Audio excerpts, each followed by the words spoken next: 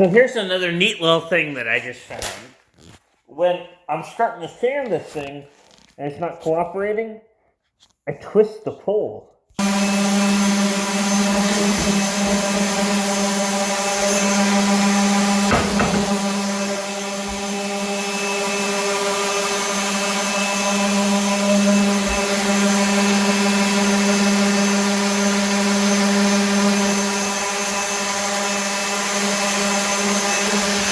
And it takes up the slack so I could maneuver it the way I want to.